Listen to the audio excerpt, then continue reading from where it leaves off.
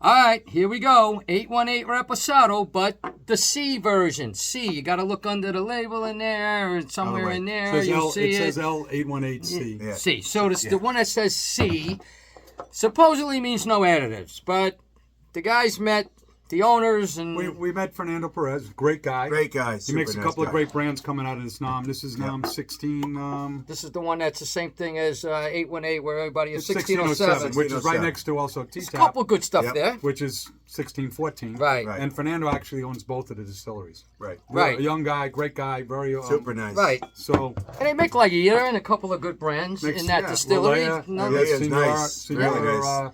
Leona? Yeah, they make some good stuff there. And they're great people from what I heard. Now, me and him did a review on the Blanco when the new one came out a year or two ago. It was a lot better than, that old stuff, which forget And that was about a side-by-side, because remember, I tried it with you guys. But we weren't convinced. We weren't convinced then that there wasn't diffuser juice in it, and they've recently heard that there is. Listen, they say this is traditionally made. They say Tahona. They say Orno Cook. They say copper pots. They say, open air stainless steel. So we're like, wow, that's fantastic. And then why do you add additives to it? So now this is supposedly additive-free. It might be additive-free, but with the volume, we're hearing also there's some blended diffuser juice. Right. Can't validate that. Right. And you're also keeping it at $29, $29.99 retail. It's tough to do if you're making it. Well, I saw it for $29.99 to $44.99, but you guys heard that from the top. Yeah. So this is not hearsay. They're admitting that. Well, what am I going to be the only one that's going to come out and be in the middle of this? From what I'm understanding, is they admitted there's diffuser juice in here. Two little birds told you, Lou. One is on your right, one's on your left. That's what I heard. Okay, so they're not hiding the fact. If you ask them point blank, maybe there's no additives, but they're using modern technique. How's that? The new way they want to put it. It's not being cooked agave. It's being shredded. So there's a blend of different cooking procedures. What do we got? It's kind of light in color, right? Yeah. I'm noticing the Cascade it's a little quick. I'm not getting a lot of cooked agave on the nose. No. I'm getting a little alcohol. I'm getting alcohol. Yeah. I'm getting like a little like caramel and vanilla, but it's a little bit off. Watered down caramel. I mean, again, it's like 100% agave. The story with that, it's like organic. The story with that doesn't always mean that it's the Is this a 3 month? Maybe there's no additives, but this one supposedly was 3 months in French and American white oak. 3 months plus, at least 3 months. So they covered stone oven. So that's hence the light color. Yeah, I mean, and the price point. I mean, it's $30. You said, John? Yeah. I mean, you get a Repo for $30. Right. Yeah. And if it's additive free for a cocktail. Right. Right. So, here's a situation where are you more concerned with additive-free or production procedure, meaning possible diffuser juice blended in? That's up to you now, because there is no additives, according to everybody involved. So what we'd look for is agave yeast and water. Now, how they produce in between that, agave yeast and water, that's different techniques. You'll say diffuse is a little bit more modern method. It also is going to strip the agave of its real flavor profile. So they're blending both cooked agave and diffuser agave. I can't attest to that. But what do you I get caramel. I get a weird floral note in the background. Floral note and a lot of sweetness. I'm getting like a little bit of a tingle. The caramel for sure. Vanilla. Yeah. There's also a distinct sharpness there. But I'm not going to lie. I just rated it on the high end in the agavos, right? I mean, they're Blanco and the Repo. I had them both blind.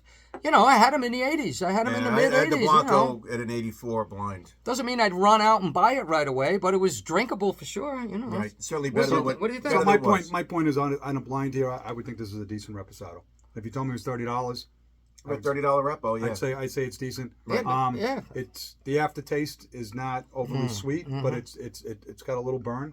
Yeah. For me, and it lingers, which is I want a long finish. I don't get that cloying on the tongue, so I'm not getting any. No. Of that. It's not like I'm drinking aspartame. And this is 40 ABV, correct? 40 yeah. ABV. I mean, they probably don't have additives in it. Right. It's just how it's made and how it might be blended because they're probably making a lot of volume, because of the popularity. Like again, the guys, the way that is you look at the front of the bottle, you tilt it back, then you look at the back label, and if you look underneath on the back label, you see the 818. It's got to have a C on it. C. So right now, most of the Blancos you're going to see are going to be 818Cs. There's a few mixed in depending on what. But those are the old distributors ones. have. Those are the old ones without the C. This is what they're making now. You're going to see it on the repo now. You're not going to see it on the Añejo for a little bit.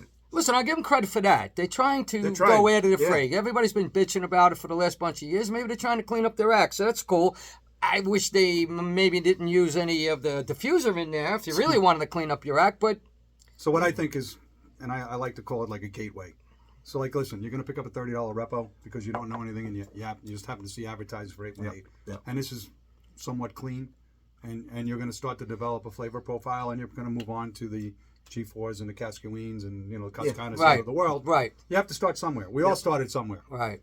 So, and it's an acquired taste. I think, you know what, for a cocktail, if I was going to put this in like a margarita or something, it would probably make a decent drink. And honestly, I know you blinded it, and I'm not trying to be. I could sip this. No, I did. And I thought it was okay. Yeah. I mean, but again, I'm going to stick around 84. That's going to be it. It's like a little weird champagne kind of note that I'm getting on it too. But I mean, it's not bad. It's drinkable. I'm getting a little yeast, a little yeast quality. Yeah. So I don't know. Average, middle of the road. Good luck to them. I'm glad they're trying to clean up their act to a certain degree. And 818 Reposado. They do some nice things for some charities down there. They're building schools. And, they've always done that. Communities, so and that's all good. Yeah, we like that. So hey, 818 Reposado. You decide. Additive-Free now. Additive-Free and, whatever. Drinkable. Scores, guys. What are we giving it? Yeah, I'm at 83. Yeah. I think at 82, 83 is... I'm 83. Maybe 84 is the highest I'd ever go. So somewhere in there. We're always a point apart. Hey, Ace Agave, John Merkins, and Salud. Lou Agave.